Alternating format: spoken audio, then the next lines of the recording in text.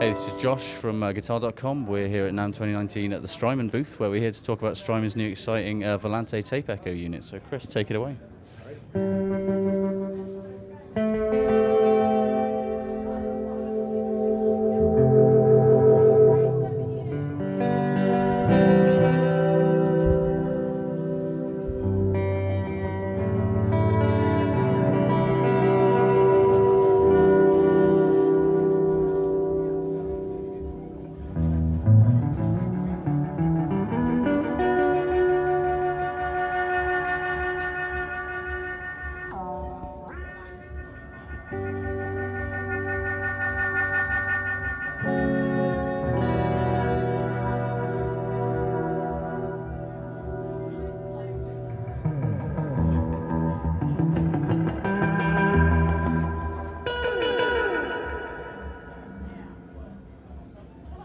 Something like that.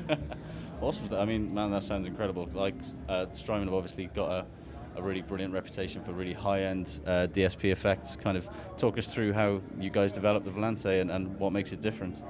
Cool. Yeah, we started the Volante with our D-Tape Echo, El Capistan D-Tape Echo in mind, and we wanted to expand that concept to allow for the many different variations you can get with multi-head magnetic echo types. So we added a drum-style echo, like the old spinning platter steel wire drums, and a studio echo based on reel-to-reel style cleaner delays. And we gave it an interface that allows for independent assignment of playback and feedback. So what that means is when you have a multi-head delay, you can actually you can listen to the heads or you can have them feed back, but you can do that independently, and that allows you to really create a bunch of rhythmic and atmospheric combinations of heads that would be kind of difficult to come by without that independent control. So you can kind of create new rhythms and new patterns through that. And then beyond that, we added a spacing control so that the heads can be aligned evenly as they were, say, in the old Benson units or the Roland Space Echo 201, or unevenly. The Roland Space Echo 501 had its heads intentionally placed in unevenly, where they would create a very dense wash of repeats, and by allowing a continuously varying set of head spacings, you can achieve all those combinations and many others in between.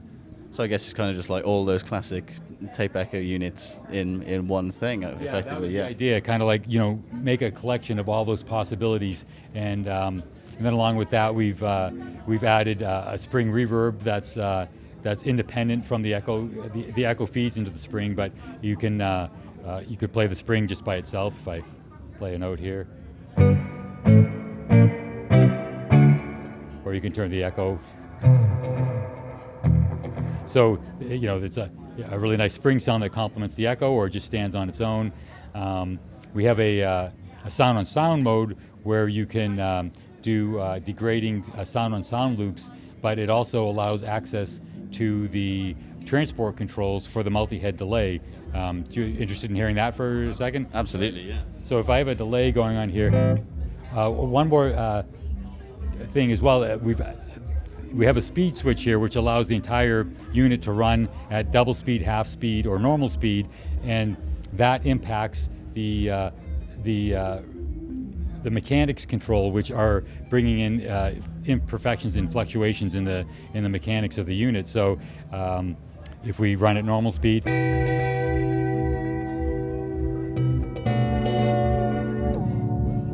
now as we bring the machine down to half speed, you hear everything pitch down as it slows down, but it also slows down the artifacts of the mechanics, any sort of wow and flutter artifacts and actually tape artifacts become exaggerated. So this will probably sound pretty out there.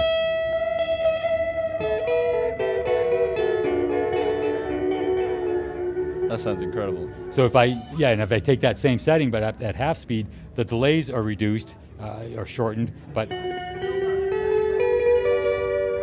but the machine's also able to kind of work through those imperfections better. So, okay, now to the sound on sound. If we keep a delay here, we press and hold sound on sound, and we seamlessly go into sound on sound mode. But until we splice in and splice out, we're just still hearing our multi-head delay. So now this is a pause control, and this is a reverse control. So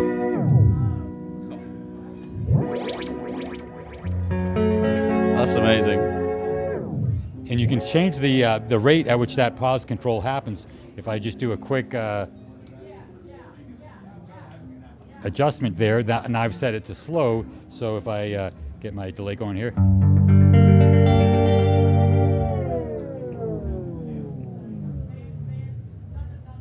So that, and then it'll come back up just as slowly.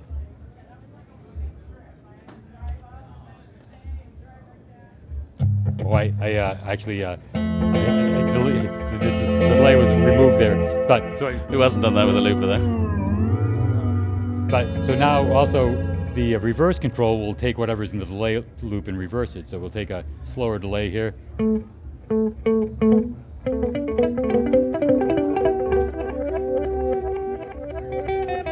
And now whatever I play will still be forward because it changes the direction of the machine, but when you're playing, it's whatever direction it is the direction, so it's whatever's in the loop that changes.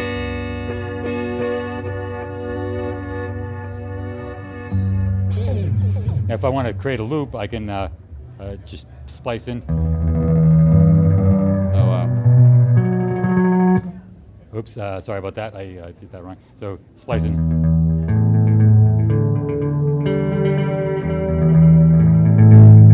So I've created a loop there.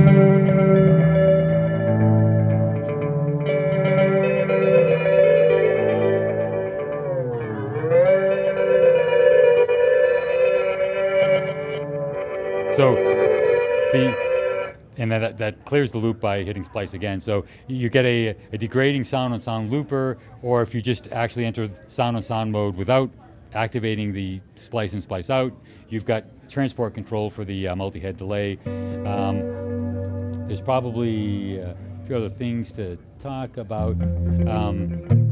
Any other questions? How do you get anything done? Do you just play with this all day long? It's a combination of both. The lucky part is usually if I'm playing with it, it means I'm actually working. So it's kind of a win-win situation, I guess. But it is a lot of fun, and we spend a lot of time with the sounds to make sure that when repeats are turned up, that it's becomes a nice organic kind of sound. The drum style. Based on some of the old drum delays with many tubes in the circuit, has more, a little more saturation and harmonic quality to the repeats. So we'll go back there.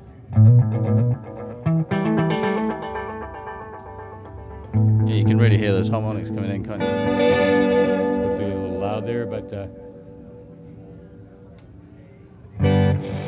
there we go. So what I did there, the input setting was set to line. We have a line instrument switch in the back, and it had been set to line, which gives you an extra 10 dB of headroom.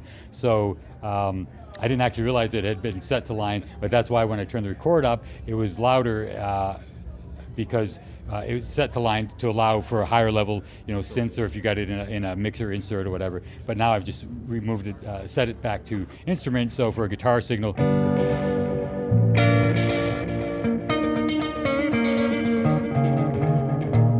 So that gives you that you can get the graininess in there, and the dynamics without the volume increase.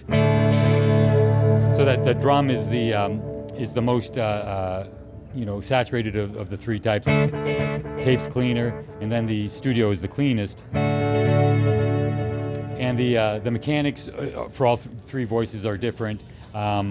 In the studio, it's more of a gentle traditional LFO. It's kind of a compound waveform.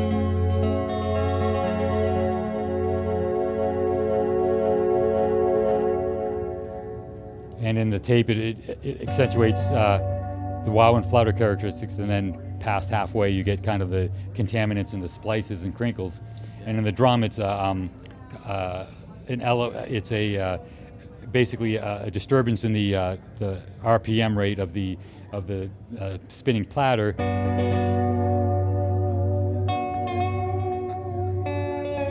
And that tracks the speed. So now this will be twice as fast. And then at maximum wear, when the heads and media are worn out, you can't reproduce the high frequencies, so you get really some dark, murky sounds.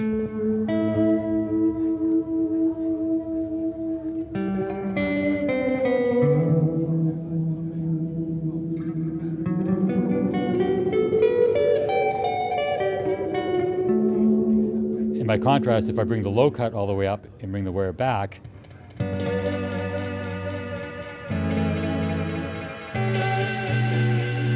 so a really huge range. And one of the reasons we did that is the condition of units that you see really varies greatly, and certain things like the alignment of the record or playback heads to the media can have a huge impact on the tone of the result.